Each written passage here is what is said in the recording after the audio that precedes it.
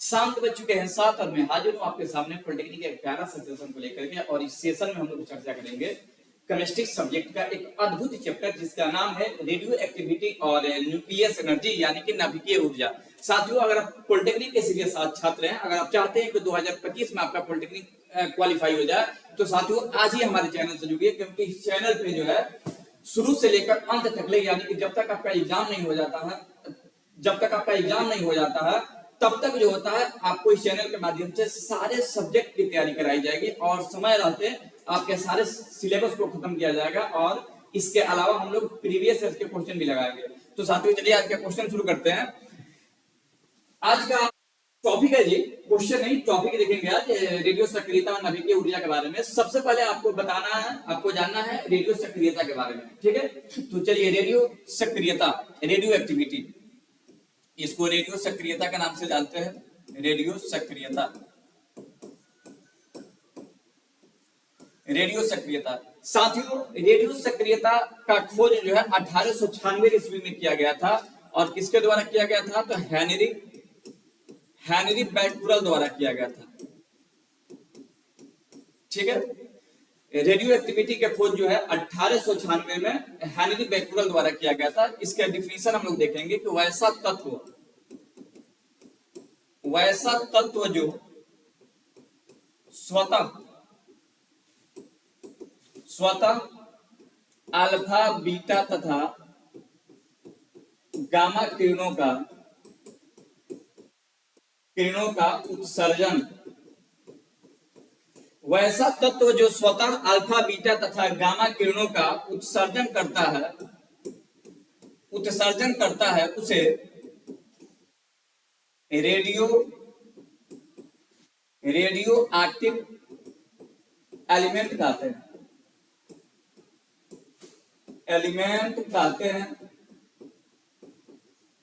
तथा इस घटना को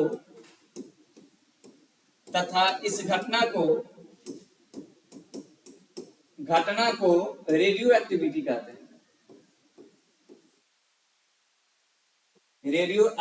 कहते हैं। साथियों एक बार फिर से डिफिनीशन को देखेंगे।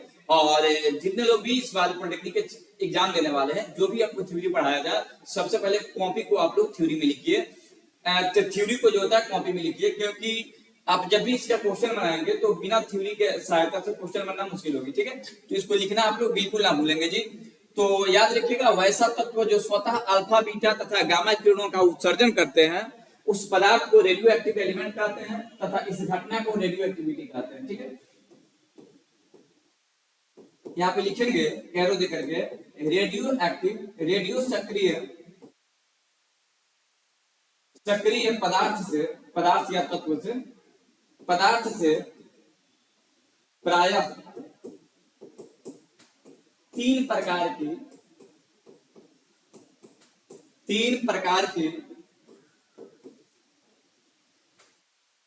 प्रकार की किरणें निकलती हैं। 3 प्रकार की किरणें निकलती है, जिसे बीटा तथा गामा कहते हैं। साथियों याद रखिएगा, रेडियो सक्रियता से जो है, जो भी पदार्थ रेडियो एक्टिव होते हैं उस पदार्थ से 3 प्रकार की किरणें निकलती है। पदार्थ अगर रेडियो एक्टिव होगा तो सामान्यतः उससे 3 प्रकार की किरणें निकलेगी, अल्फा, बीटा और गामा। तो अब हम लोग चर्चा करेंगे अल्फा किरणों के बारे में, बीटा किरणों के बारे में और गामा किरणों के बारे में चर्चा करेंगे जी। तो चलिए साथियों आगे बढ़ते हैं। अल्फा किरण, अब आपको पढ़ना है जी अल्फा किरण क्या है और इसका प्रॉपर्टी क्या होता है। साथियों अल्फा किरण, अल्फा का संकेत ये होता है अल्फा, और यहाँ पर लिख देते हैं किरण, अल्फा रे।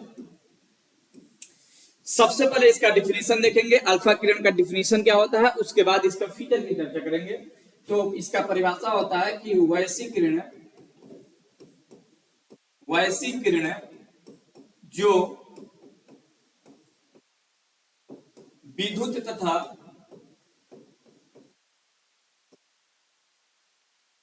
तथा चुंबकीय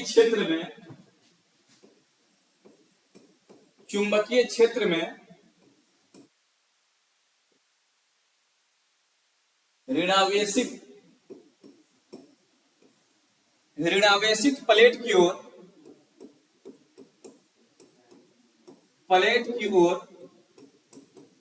आकर्षित होती है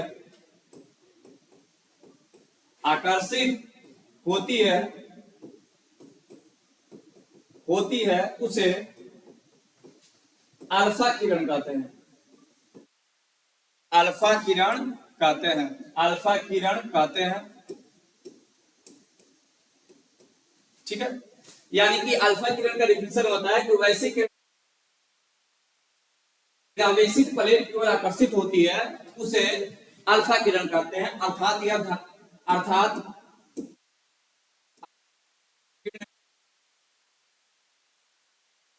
होती है या धनावेशित होती है, धनावेशित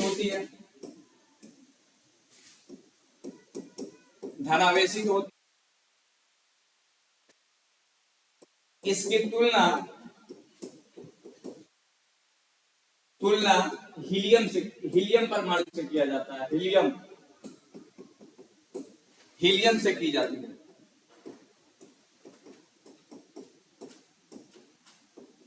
यानी अल्फा किरण की बात करें तो अल्फा किरण जो होता है एडिटिव जो होता है हीलियम पार्टिकल के बराबर होता है। मतलब हीलियम में क्या होता है जी, तो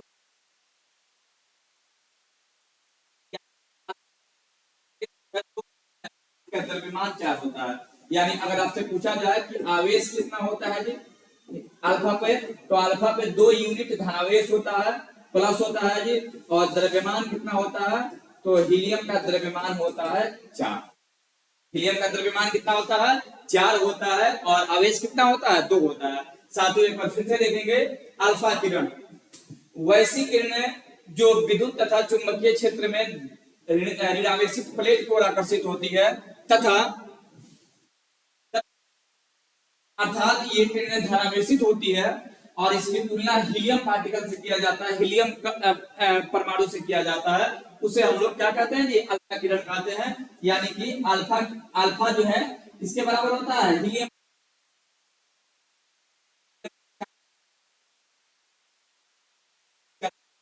तो इसका भी द्रव्यमान होता है 4।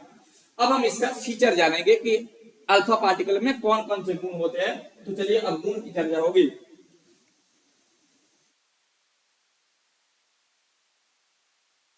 चलिए जी अब इसका फीचर देखेंगे कि फीचर क्या क्या होता है अल्फा किरण का।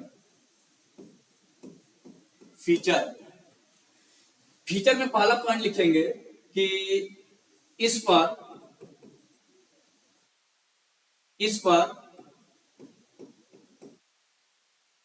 इलेक्ट्रॉन के तुल्य 2 इकाई धनावेश होता है।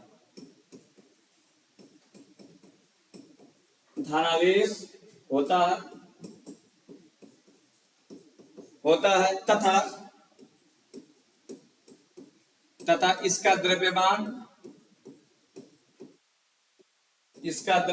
4 होता है। याद रखिएगा, अल्फा कण पे आवेश का वैल्यू 2 होता है और द्रव्यमान 4 होता है। ठीक है, दूसरा लिखेंगे कि ये धनावेशित कण होता है। यानी अल्फा कण कैसा पार्टिकल है जी, धनावेशित कण है। इसके बाद लिखेंगे ये विद्युत तथा चुंबकीय क्षेत्र में विक्षेपित होती है। यानी कि इसमें डिफ्लेक्शन देखा जाता है, विक्षेपित होती है। और ये सबसे इंपॉर्टेंट है, इसमें गैसों को आयनीकृत करने की क्षमता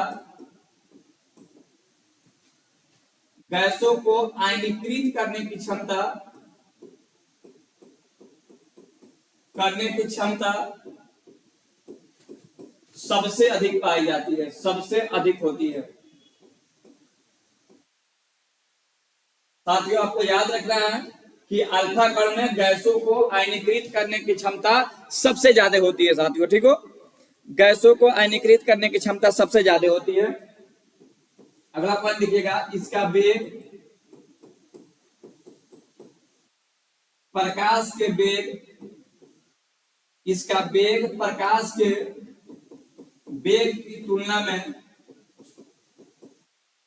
1/10 गुना होता है, 1/10 गुना होती है या होता है। यानी अल्फा कण का जो वेग होता है प्रकाश के वेग के तुलना में 1/10 गुना होता है जी, ठीक है। अगला पॉइंट लिखेंगे, इसकी भेदन क्षमता, इसकी भेदन क्षमता बहुत ही कम होती है, इसको याद रखना है, बहुत ही कम होती है।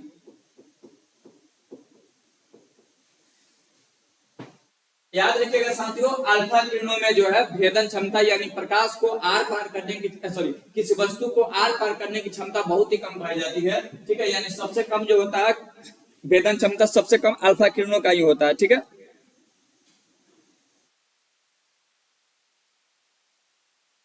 अगला पॉइंट देखेंगे, इसकी भेदन क्षमता कम होती है, गैसों को आयनीकृत करने की क्षमता सबसे अधिक होती है, इसका वेग प्रकाश के तुलना में 1/10 गुना होता है।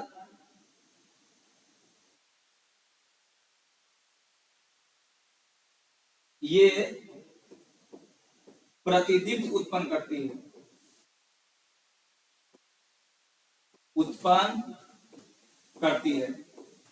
इतना बात आपको याद रखना है अल्फा किरण के बारे में। पर सबसे पहला बात कि इस पे आवेश जो होता है इलेक्ट्रॉन के तुलना में 2 इकाई होता है, धनावेश होता है और इसका द्रव्यमान 4 होता है। दूसरा पॉइंट कि ये किरणें धारावेशित होती है। तीसरा, ये विद्युत तथा चुंबकीय क्षेत्र में विक्षेपित होता है। चौथा पॉइंट सबसे इंपॉर्टेंट है कि इसमें गैसों को आयनीकृत करने की क्षमता सबसे अधिक पाई जाती है। पांचवा पॉइंट है कि इसका वेग प्रकाश के वेग की तुलना में 1/10 गुना होता है, ठीक है। और इसके भेदन क्षमता बहुत ही कम होती है, यानी किसी पदार्थ को आर पार करने की क्षमता बहुत ही कम पाई जाती है। तो ये रहा अल्फा किरण, ठीक है। अब इसके बाद समझेंगे हम लोग बीटा किरण के बारे में। तो चलिए आगे बढ़ते हैं जी। बीटा किरण, बीटा किरण को, बीटा किरण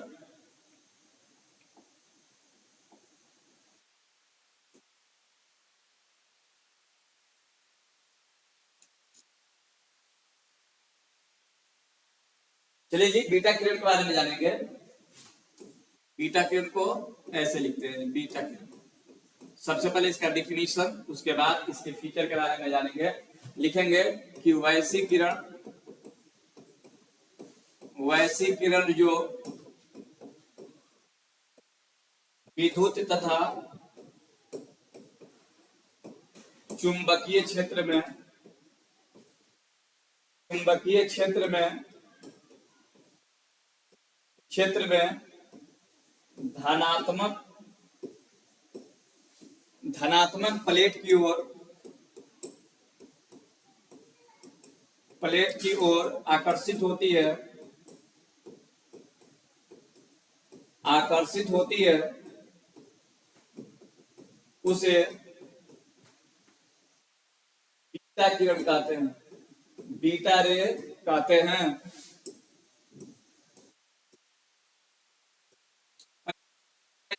जो विद्युत तथा चुंबकीय क्षेत्र में धनात्मक प्लेट की ओर आकर्षित होती है उसे बीटा किरण कहते हैं। अर्थात ये किरण ऋणावेशित होती है, ऋणावेशित होती है, ऋणावेशित होती है। इसे इलेक्ट्रॉन के तुल्य माना जाता है, इलेक्ट्रॉन के तुल्य माना जाता है। यानी कि बीटा जो है, सॉरी, बीटा जो है किसके बराबर होता है, बीटा जो है इलेक्ट्रॉन के बराबर।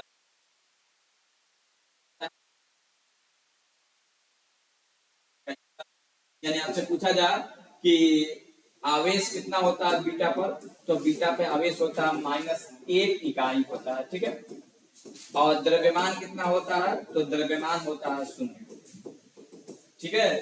द्रव्यमान इसका कितना होता है, 0 होता है साथियों, ठीक है। तो चलिए इसके तो ये रहा बीटा किरण की डिफिनीशन। अब हम देखेंगे इसके विशेषता के बारे में कि इनमें कौन कौन से फीचर पाए जाते हैं, ठीक है। तो चलिए जी, अब इसका फीचर देखेंगे।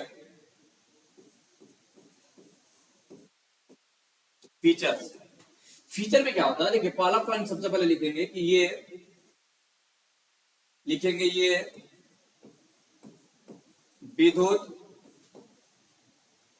विद्युत तथा चुंबकीय क्षेत्र में, ये विद्युत तथा चुंबकीय क्षेत्र में विक्षेपित होती है, ये विद्युत तथा चुंबकीय क्षेत्र में विक्षेपित होती है। पॉइंट नंबर 2 लिखेंगे, इस पर -1 इकाई ऋणावेश होता है, तीसरा पॉइंट, इसमें गैसों को आयनीकृत करने की क्षमता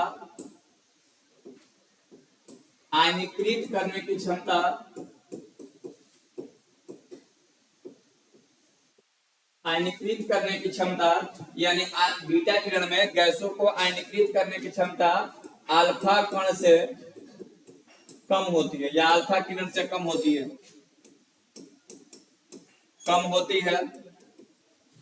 अगला पॉइंट लिखेंगे, इसका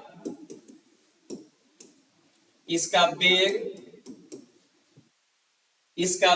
प्रकाश के तुलना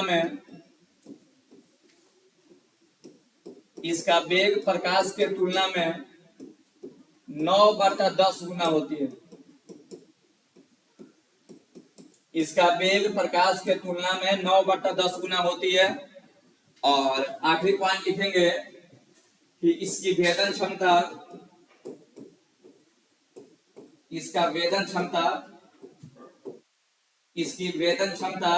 अल्फा किरणों से अधिक होती है। साथियों, जितना भी इसमें पॉइंट आपको लिखा गया है, सभी पॉइंट को आप कॉपी में नोट करेंगे, क्योंकि ये थ्योरी से ही क्वेश्चन आपसे पूछेगा कि बताइए अल्फा किरणों का भेदन क्षमता क्या होता है, किसमें गैसों को आयनीकृत करने की क्षमता ज्यादा पाई जाती है। तो साथियों, आपने देखा ये विद्युत तथा चुंबकीय क्षेत्र में विक्षेपित होती है, इस पर 1 इकाई ऋणावेश होता है, इसमें गैसों को आयनीकृत करने की क्षमता अल्फा कण से या अल्फा किरण से कम होती है। इसका वेग प्रकाश के वेग के तुलना में 9 है। इसका वेदन क्षमता अल्फा किरण से, इसकी वेदन क्षमता क्या होती है, अल्फा किरण से अधिक होती है, ठीक है। आगे बढ़ेंगे अब इसके बाद हम लोग देखेंगे गामा किरण के बारे में। तो चलिए, अब हम लोग पढ़ने वाले हैं गामा किरण। गामा किरण जो होता है वाई जैसा होता है, गामा किरण या गामा किरण। सबसे पहले परिभाषा देखेंगे, उसके बाद इस पे चार्ज और मास देखेंगे, ठीक है। तो लिखेंगे क्या कि वैश्विक किरण जो विद्युत तथा चुंबकीय क्षेत्र में, वैश्विक किरणें जो विद्युत तथा चुंबकीय क्षेत्र में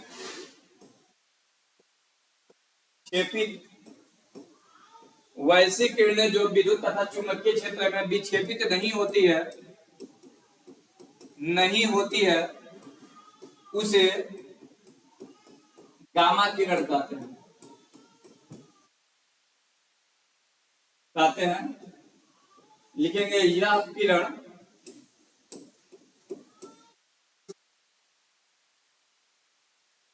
आवेशहीन तथा इसका द्रव्यमान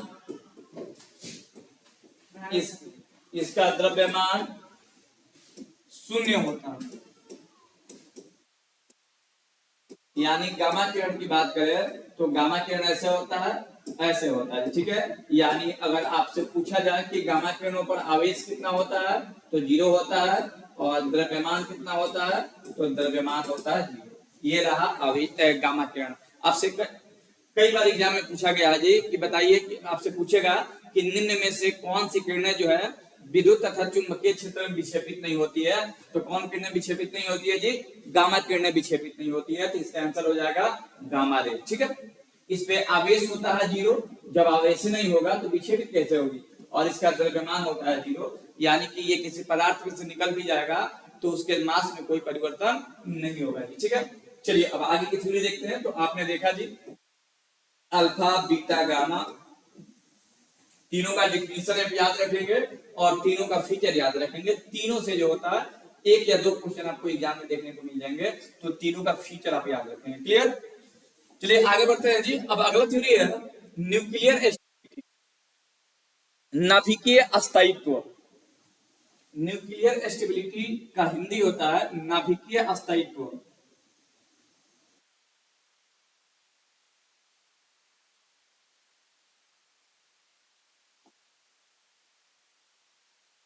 न्यूक्लियर स्टेबिलिटी, ठीक है, नाभिकीय अस्थायित्व, नाभिकीय नाभिकीय अस्थायित्व,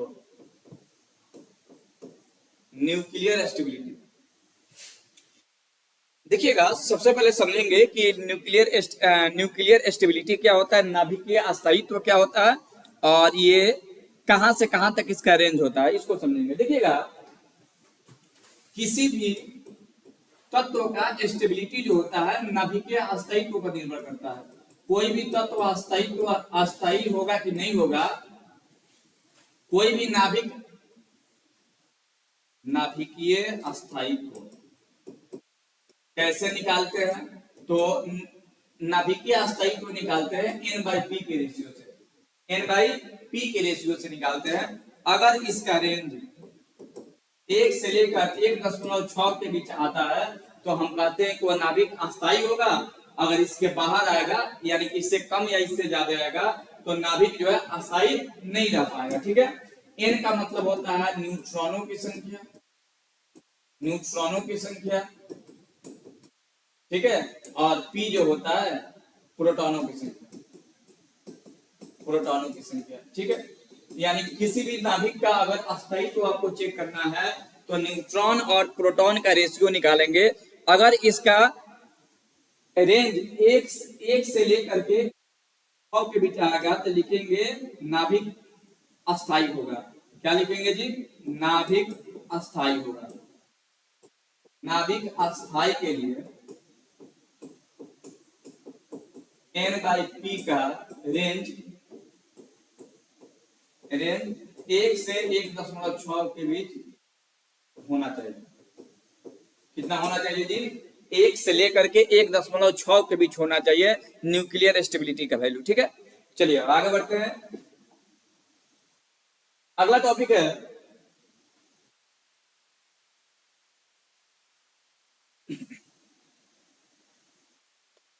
थ्योरी। अगला टॉपिक है theory of radio activity disintegration. हमको देखना है रेडियो विघटन का सिद्धांत, डिसइंटीग्रेशन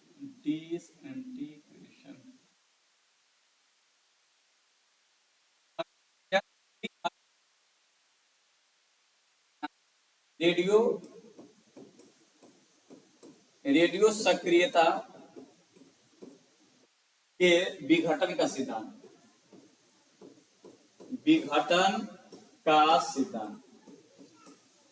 सबसे पहले समझेंगे कि ये विघटन कैसे होता है, किसी भी रेडियो एक्टिव पदार्थ का विघटन कैसे होता है।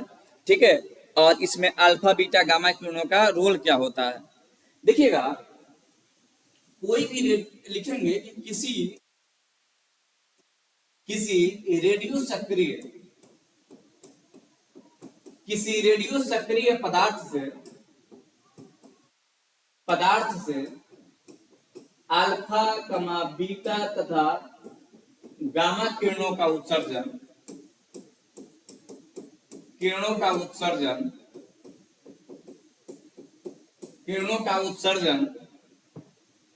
रेडियो रेडियो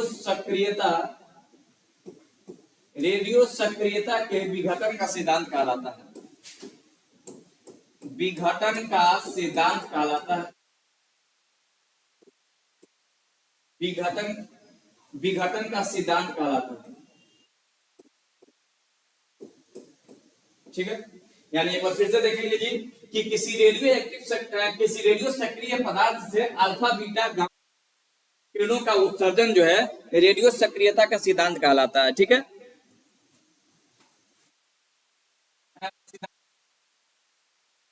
और यहाँ पे एक बात लिख रहे हैं कि रेडियो सक्रिय पदार्थ के नाभिक जो होते हैं अस्थायी होते हैं, इसलिए ऐसा हो पाता है। रेडियो सक्रिय पदार्थ का नाभिक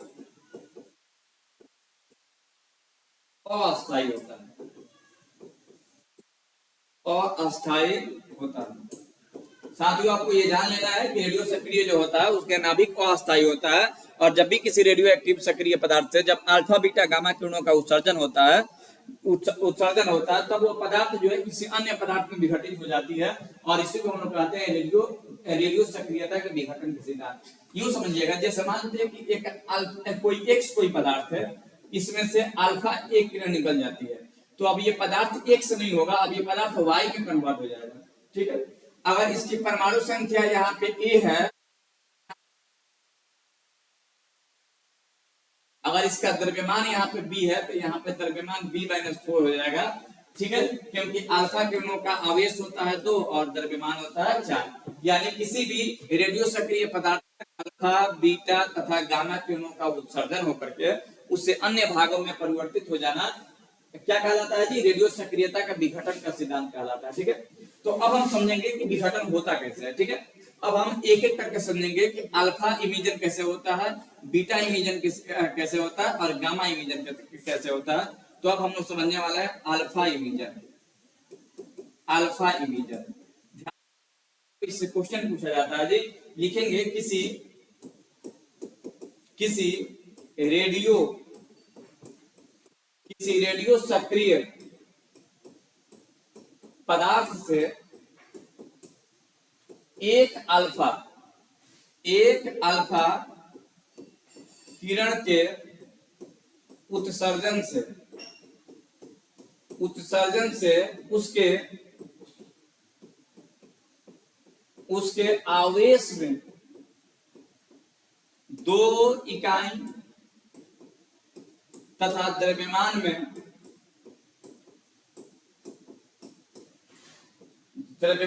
4 इकाई की कमी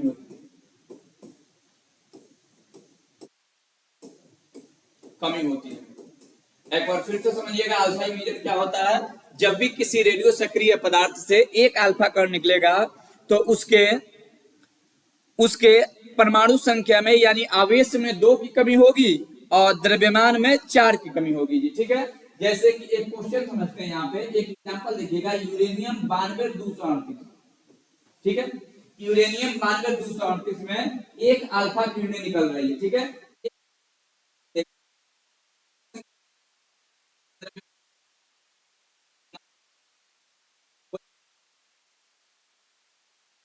पोलोनियम का होता है तो 90 हो जाएगा, और 238 में से 4 गया तो 200 हो जाएगा 34। ये है अल्फा इमिजन। क्लियर?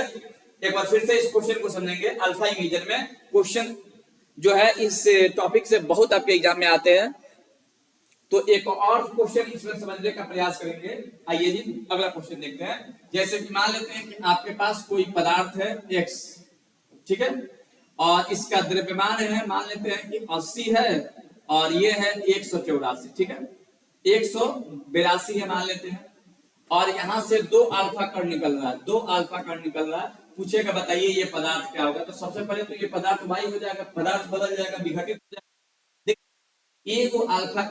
एक अल्फा कण का आवेश होता है 2 और द्रव्यमान होता है 4, तो 2 को निकल रहा है, तो आवेश कितना हो गया? आवेश में कमी होगा कितने का? 2 गुणे 2 का, यानी कि 4 का कमी होगा। तो 80 में से 4 गया तो कितना हो जाएगा? 76। और इस 82 है जी, द्रव्यमान कितना कम होता है? द्रव्यमान कम होता है 1 में 4, तो 2 है, 2 अल्फा कण निकल रहा है, देखिए परमाणु संख्या 2 होता है, द्रव्यमान होता है 4, और एक का द्रव्यमान 4, तो 2 का कितना हो जाएगा 8, 8 कम करिएगा इसमें से तो 100 कितना हो जाएगा जी, 4 कम करेंगे तो 8 हजार 12, 178, 78 नहीं होगा जी, 8 कम करना है ना, 8 4 12 हो तो कितना हो जाएगा जी, 100, 174 हो जाएगा। ये आपका आंसर होगा जी, ठीक है।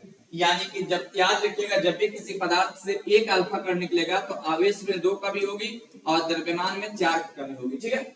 अब हम बीटा देखेंगे जी, बीटा इमीजन। चलिए अब बीटा इमीजन देखेंगे। बीटा इमीजन कैसे होता है समझिएगा। बीटा इमीजन, बीटा इमीजन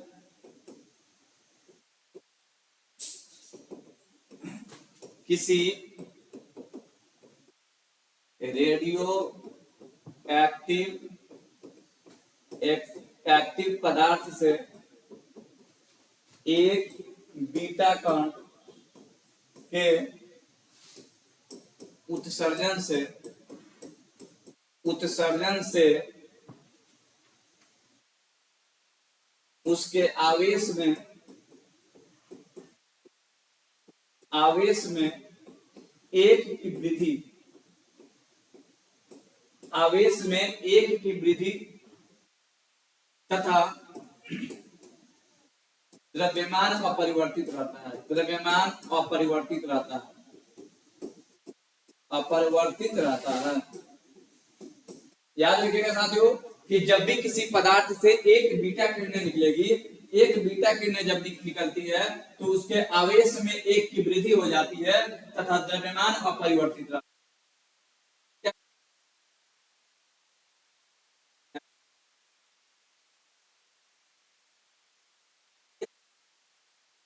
आवेश में एक जुड़ जाएगा और द्रव्यमान ज्यों का त्यों रहेगा, द्रव्यमान में कोई परिवर्तन नहीं होगा।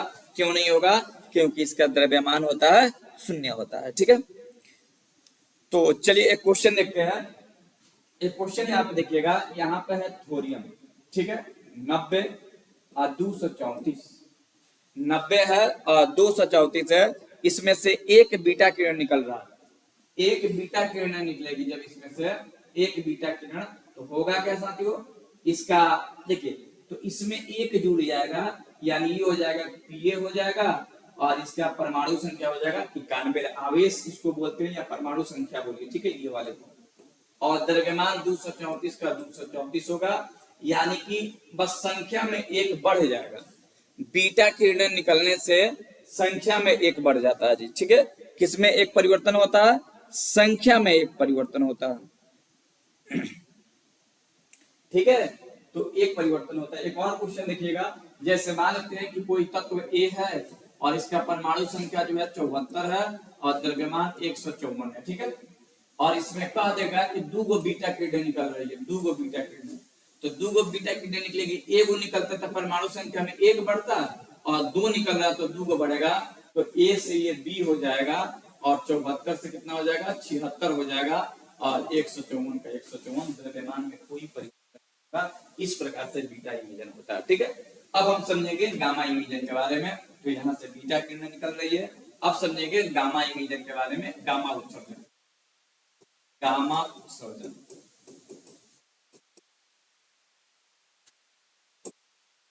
किसी रेडियो एक्टिव तत्व से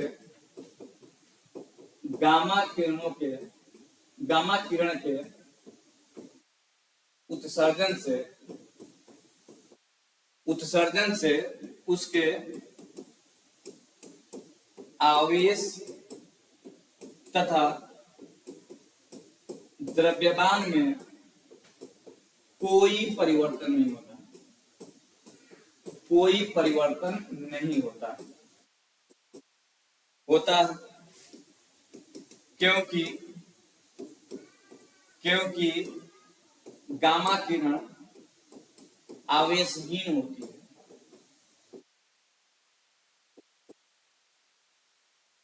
साथियों याद रखिएगा, गामा किरण ना ही आवेश होता है और ना ही द्रव्यमान। की बात करें तो भी जीरो, ठीक है, दोनों जीरो होता है। तो आपके मन में आएगा कि सर बताइए गामा किरणों जब निकलता है तो क्या पदार्थ में कोई परिवर्तन नहीं होता है? होता है, पदार्थ उत्तेजित अवस्था में आ जाता है, ठीक है, एक्साइटेड स्टेट में आ जाता है पदार्थ, और लेकिन उसके आवेश में और द्रव्यमान में कोई परिवर्तन नहीं होता है। जैसे मान लेते हैं यूरेनियम 92 234 है, ठीक है, या 238 है, 208, ठीक है।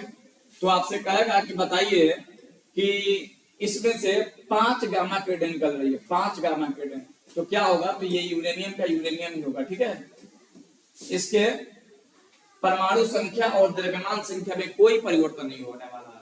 तो ये रहा अल्फा गामा इमेजन, यानी आपने तीनों इमेजन पढ़ लिया जी, कि जब भी किसी पदार्थ से अल्फा बीटा गामा किरणों का उत्सर्जन होता है तो पदार्थ के नाभिक में परिवर्तन होता है। यह नाभिक में परिवर्तन ही क्या कहलाता है? डिसइंटीग्रेशन कहलाता है, यानी विघटन कहलाता है जी साथियों, ठीक है।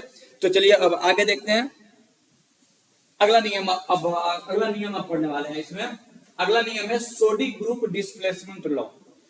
सोडी ग्रुप डिस्प्लेसमेंट लॉ अगला नियम है जी, सोडी समूह विस्थापन नियम।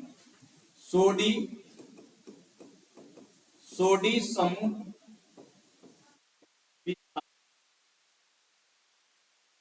विस्थापन नियम। देखिएगा, सोडी ने बताया था, ध्यान से इस नियम को समझेंगे क्योंकि इस नियम से हूबहू क्वेश्चन आपके एग्जाम में आता है।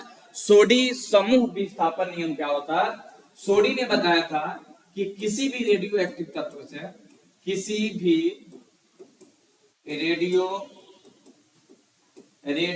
एक्टिव तत्व से एक अल्फा कण के निकलने से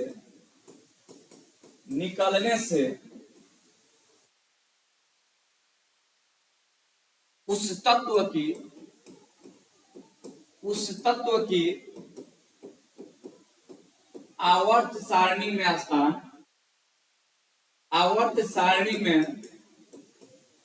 स्थान 2 स्थान बाईं हो जाता, 2 स्थान बाईं ओर हो जाता।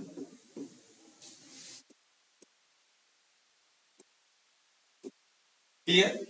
और दूसरा समझिएगा कि एक बीटा किरण के विस्थापन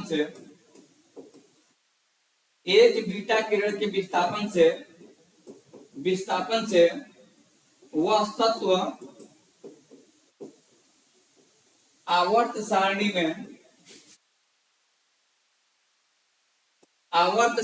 में एक स्थान दाईं ओर आ जाता है। साथियों ध्यान से सुनिएगा, बड़ा इंपॉर्टेंट थ्योरी है। कहता है सोडी का नियम कहता है कि किसी भी रेडियो एक्टिव पदार्थ से जब एक अल्फा, तो वह तत्व जो होता है आवर्त सारणी में 2 स्थान बाईं ओर चला जाता है। यानी कि अगर ग्रुप 14 में होगा आ जाएगा, ग्रुप 12 में, ठीक है।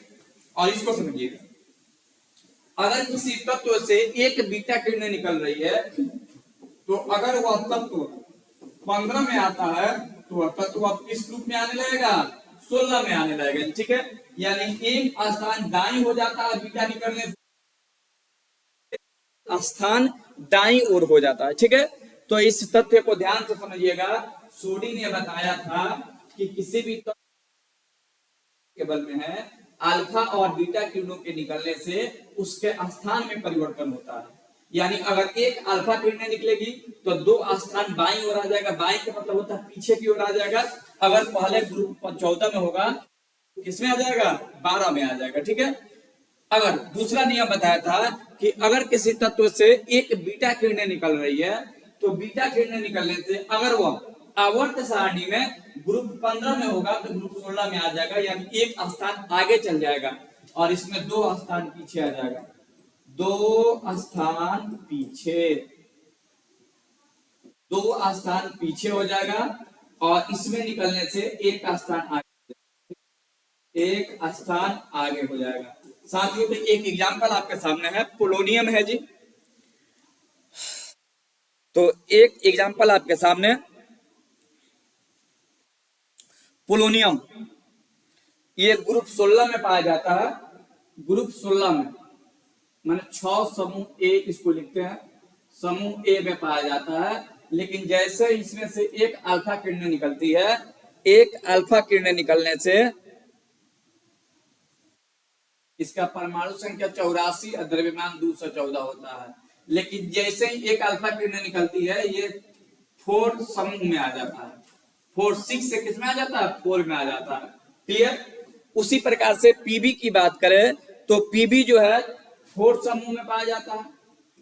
लेकिन जैसे ही एक बीटा किरण निकलती है, ये 5 समूह में आ जाता है। तो इस प्रकार से इसके ग्रुप में परिवर्तन होता है। मतलब ये सोडी साहब ने बताया था कि किसी भी रेडियो एक्टिव तत्व से एक अल्फा किरण निकलेगी तो वह तत्व जो होता है 2 स्थान पीछे आ जाएगा, 2 ग्रुप पीछे आ जाएगा। अगर एक बीटा निकलेगा तो एक स्थान आगे आ जाएगा। इसी को हम लोग सोडी का डिस्प्लेसमेंट ब्लॉक आता है। तो इसको आप लोग याद रखेंगे। बस भाषा याद रखिएगा, भाषा से क्वेश्चन आपके एग्जाम में पूछे जाएंगे जी। अगला नियम देखते हैं। चलिए हाफ लाइफ पीरियड को समझने वाले हैं। हाफ लाइफ पीरियड, अर्ध आयु काल, बड़ा इंपॉर्टेंट है। इसको कहते हैं अर्ध आयु काल। अर्ध आयु काल का डिफिनीशन देखेंगे, इसके बाद समझेंगे कि अर्ध आयु काल में होता क्या है। और यहाँ पे एक छोटा सा फॉर्मूला देखेंगे और फॉर्मूला के बाद हम लोग यहाँ पे कुछ क्वेश्चन समझने का प्रयास करेंगे साथियों को। ठीक है, अर्ध आयु काल क्या होता है लिखेंगे, किसी रेडियो सक्रिय, रेडियो एक्टिव, किसी रेडियो एक्टिव पदार्थ की मात्रा को घटकर आधा होने में या आधी होने में जो समय लगता है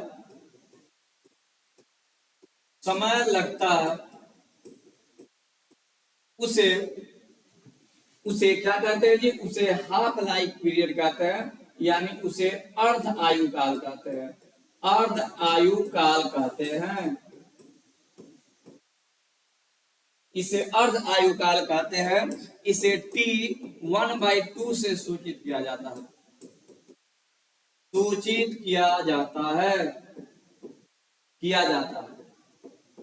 ठीक है, तो अर्ध आयु काल को सूचित किया जाता है, T1/2 से सूचित किया जाता है। तो T1/2 निकालने का फॉर्मूला होता है 0.693/K। अगर आपके पास K होगा, ये वेग स्थिरांक है, अगर K होगा तो आप हाफ लाइफ पीरियड का वैल्यू आप निकाल पाएंगे, यानी T1/2 निकाल पाएंगे। 0.693/K होता है। ठीक है, एक और यहाँ पे क्वेश्चन आप देखेंगे, एक और क्वेश्चन नहीं जी, एक और थ्योरी देखेंगे। एक और टाइम पीरियड निकालने का फॉर्मूला नॉट बराबर 1/2 का पावर n, 2 के पावर n होता है। ठीक है, n नॉट क्या है? पदार्थ की प्रारंभिक मात्रा। इस फॉर्मूला को याद रखेंगे, इस फॉर्मूला से ही हम लोग आगे क्वेश्चन बनाने वाले हैं। पदार्थ की मात्रा, पदार्थ की प्रारंभिक मात्रा है, प्रारंभिक मात्रा। और n क्या है? पदार्थ की शेष मात्रा, पदार्थ की शेष मात्रा। ठीक है, पदार्थ की शेष मात्रा है। और n क्या है? तो ये है गुणांक है। ठीक है, ये घात का गुणांक है। और जब आपको टोटल टाइम पीरियड निकालना होगा तो फॉर्मूला होता है n इंटू T12/2। इससे करके आप टोटल टाइम पीरियड निकाल पाते हैं। T बराबर n इंटू T बराबर होता क्या जी? तो T बराबर होता है n इंटू T1/2, ठीक है। यानी 3 फार्मूला आपने देखा, 1, 2 और ये 3। यानी किसी पदार्थ को आधा होने में जो समय लगता है उसी को क्या कहते हैं, हाफ लाइफ पीरियड कहते हैं। तो 3 फार्मूला को एक बार फिर से देख लेंगे। T1/2 इक्वल टू होता है 0.693/K, पहला फार्मूला। दूसरा फार्मूला होता है N/N0 इक्वल टू 1/2 के पावर n। अगर आपको टोटल टाइम निकालना है तो n में गुणा कर देंगे हाफ लाइफ से, और ये जो आपका आएगा, ये 3 फार्मूला से जो है आप हाफ लाइफ भी निकाल सकते हैं और टोटल टाइम पीरियड भी आप निकाल सकते हैं। तो इस फार्मूला को याद रखेंगे, बहुत इंपॉर्टेंट फार्मूला है। इसी फार्मूला से हम लोग इस चैप्टर का क्वेश्चन बनाने वाले हैं, ठीक है। तो चलिए आगे बढ़ते हैं जी। Method to obtain nuclear energy, यानी नाभिकीय ऊर्जा प्राप्त करने की विधियां हम देखेंगे। नाभिकीय ऊर्जा प्राप्त करने की नाभिकीय ऊर्जा प्राप्त करने की विधियां। नाभिकीय ऊर्जा कैसे प्राप्त करेंगे इसको समझेंगे। तो साथियों याद रखिएगा, नाभिकीय ऊर्जा प्राप्त करने के 2 विधि है, एक नाभिक को तोड़कर और एक नाभिक को जोड़कर। एक होता है न्यूक्लियर फिजन और एक होता है न्यूक्लियर फ्यूजन, ठीक है। 2 प्रकार से है, नाभिकीय संलयन,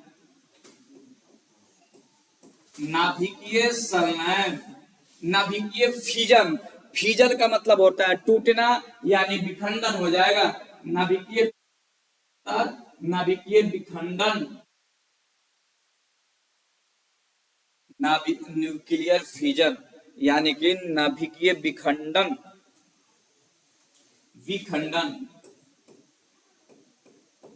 नाभिकीय विखंडन और न्यूक्लियर फ्यूजन का मतलब होता है नाभिकीय संलयन।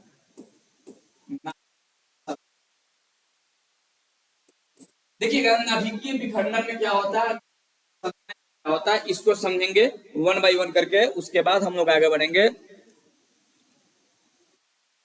देखिए, नाभिकीय संलयन में क्या होता है कि वैसी प्रक्रिया जिसमें एक बड़ा नाभिक, देखिएगा एक बड़ा नाभिक है, यूरेनियम है 92,235, और न्यूट्रॉन के प्रहार से ये टूट जाता है, और ये टूटेगा तो बेरियम हो जाता है और क्रिप्टन हो जाता है।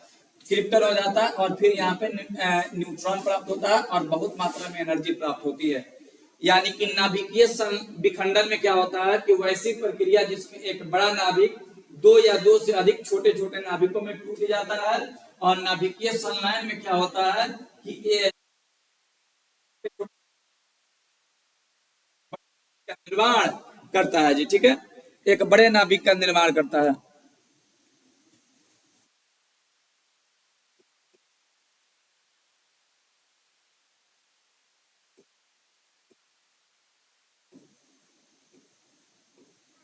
चलिए जी, याद रखिएगा, नाभिकीय संलयन में यूरेनियम होता है, यूरेनियम 92,235, तो ये टूट जाता है, किसमें टूटता है, बेरियम में टूट जाता है और क्रिप्टन में टूट जाता है, और 3 न्यूट्रॉन होता है। साथियों याद रखिएगा, बेरियम का परमाणु संख्या 56 होता है और क्रिप्टन का 36 होता है। अगर द्रव्यमान की बात करें तो इसका 139 और इसका होता है 94 होता है। 9 4 13 और 3 15 हो जाएगा, 13 2 15 हो जाता है। और यहाँ ध्यान दीजिएगा, और यहाँ पे बहुत मात्रा में एनर्जी रिलीज होती है। नाभिकीय विखंडन में इस रिएक्शन को एकदम याद रखिएगा, यूरेनियम का प्रयोग करते हैं और यूरेनियम 235 का प्रयोग करते हैं। यूरेनियम जब टूटता है तो बेरियम बनता है। एग्जाम में इस रिएक्शन को दे देगा, कोई एगो यहाँ पे एलिमेंट हटा देगा, तो क्या होगा यहाँ पे, तो आप लोग क्या करेंगे, याद रखेंगे कि यूरेनियम जब टूटता है तो बेरियम और क्रिप्टन में ही बढ़ जाता है, यानी बेरियम का निर्माण करता है और क्रिप्टन का निर्माण करता है साथियों। तो इसको आप याद रखेंगे, ठीक है। चलिए आगे बढ़ते हैं जी, इस रिएक्शन को एकदम याद, ठीक है। यूरेनियम जब टूटेगा तो बेरियम और क्रिप्टन का निर्माण करता है और 3 गो न्यूट्रॉन मुक्त होता है और एनर्जी रिलीज होता है नाभिकीय विखंडन में। परिभाषा से इंपॉर्टेंट है सबसे ज्यादा इसमें, इस रिएक्शन को, ठीक है। तो इस अच्छे से देखिएगा, अब हम लोग समझेंगे नाभिकीय संलयन अभिक्रिया। ठीक है, नाभिकीय संलयन अभिक्रिया। तो देखिएगा नाभिकीय संलयन अभिक्रिया में क्या होता है, ध्यान दीजिएगा। नाभिकीय संलयन अभिक्रिया में हाइड्रोजन का दो समस्थानिक लेते हैं, क्या नाम है, ड्यूरेलियम। ड्यूरेलियम, यहाँ पे दो समस्थानिक है ड्यूरेलियम, हाइड्रोजन का दो समस्थानिक है, इसका नाम है ड्यूरेलियम। ठीक है, जब दोनों आपस में मिलता है तो हीलियम बनाता है 2 और 4, और यहाँ पे कितना ऊर्जा मुक्त होती है, तो 17.6 मेगा इलेक्ट्रॉन वोल्ट ऊर्जा मुक्त होती है जी। ठीक है, तो ये है नाभिकीय संलयन। ठीक है, अब यहाँ पे दो नोट आप लोग याद रखेंगे, नोट 1 और नोट 2 लिखेंगे। परमाणु बम बनाने में, परमाणु बम बनाने में यूरेनियम, परमाणु बम बनाने में, अच्छा ऐसे लिखेंगे, परमाणु बम नाभिकीय विखंडन अभिक्रिया पर आधारित होती है। विखंडन अभिक्रिया पर आधारित होती है, अभिक्रिया पर आधारित होती है,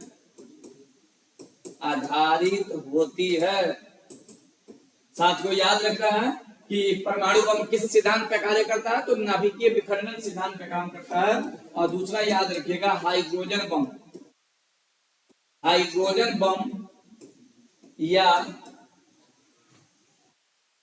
सूर्य का चमकना,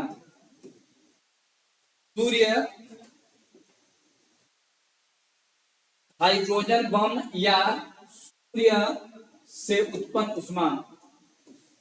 से उत्पन्न उष्मा नाभिकीय संलयन का उदाहरण है। नाभिकीय संलयन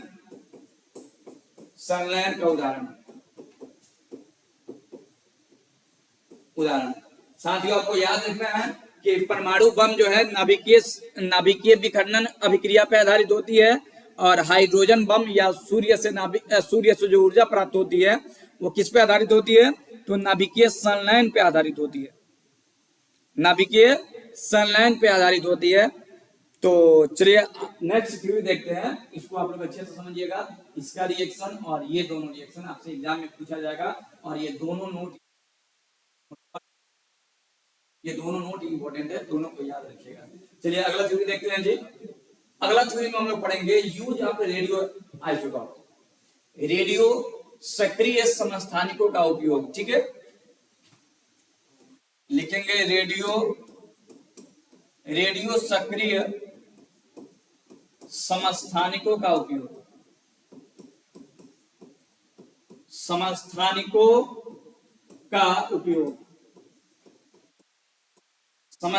का उपयोग देखने वाले हैं। यहाँ पे एक एक करके इन सारे आप लोग पॉइंट को लिखते चलिएगा, क्योंकि यही पॉइंट आपके एग्जाम में हूबहू क्वेश्चन पूछे जाते हैं इसी पॉइंट से। ठीक है, पहला देखेंगे कोबाल्ट 60 का उपयोग कैंसर के उपचार में किया जाता है, याद रखिएगा साथियों। कोबाल्ट 60 कार्बन लिखा गया जी, कोबाल्ट 60 का उपयोग जो है कैंसर के उपचार में किया जाता है। ठीक है, दूसरा पॉइंट याद रखिएगा, कार्बन 14 का उपयोग कार्बन डेटिंग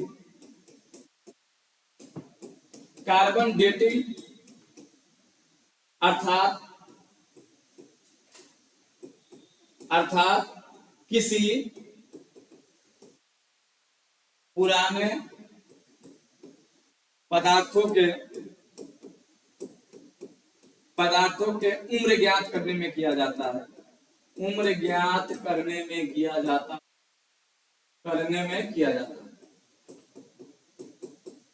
याद रखिएगा साथियों। कार्बन 14 का उपयोग कार्बन डेटिंग में किया जाता है। कार्बन डेटिंग का मतलब होता है किसी पदार्थ का उम्र ज्ञात करना। ठीक है, कार्बन डेटिंग याद रखिएगा। ठीक है,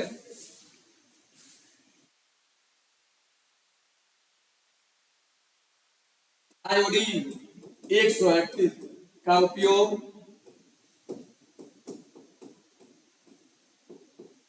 थायराइड ग्रंथि के उपचार में किया जाता है। ग्रंथि के उपचार में किया जाता है। उपचार में किया जाता है। आयोडीन का उपयोग थायराइड ग्रंथि के उपचार में किया जाता है। पॉइंट नंबर 4 याद रखेंगे, सोडियम 24। सोडियम 24 का उपयोग रक्त प्रवाह के वेग ज्ञात करने में किया जाता है। ज्ञात करने में किया जाता है। सोडियम 24 का उपयोग जो है, सोडियम 24 का उपयोग जो है रक्त प्रवाह का जो वेग होता है उसको जानने में किया जाता है। तो ये रहा रेडियो सक्रिय पदार्थों का उपयोग। इतना कम से कम उपयोग आपको याद होना चाहिए।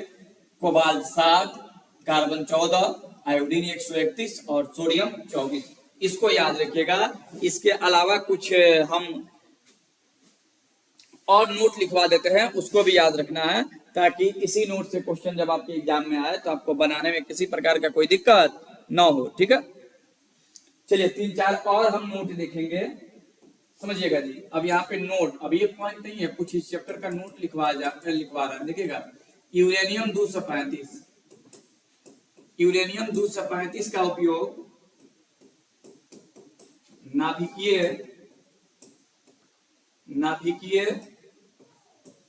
ईंधन के रूप में किया जाता है। नाभिकीय ईंधन के रूप में किया जाता है।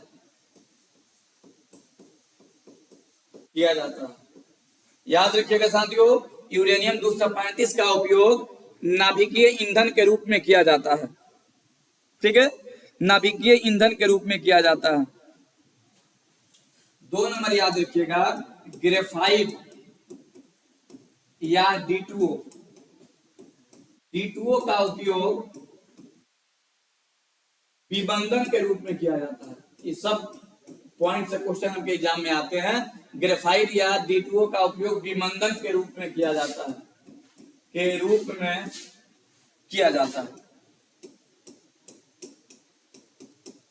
आपको याद रखना है साथियों, ग्रेफाइट या D2O का उपयोग विबंधन के रूप में किया जाता है। विबंधन का मतलब होता है न्यूट्रॉन के गति को कम करना। ठीक है,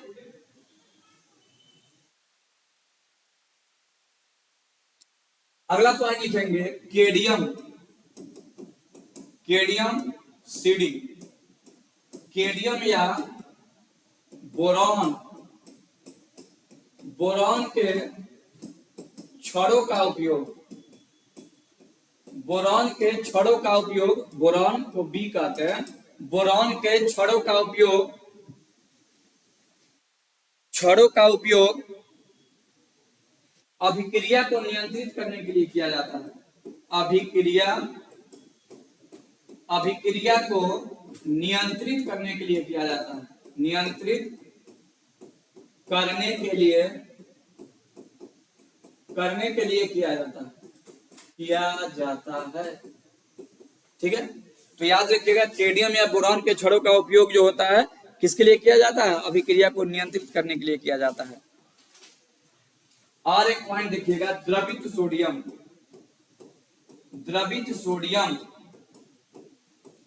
सोडियम धातु का उपयोग शीतलक के रूप में किया जाता है। शीतलन के रूप में किया जाता है।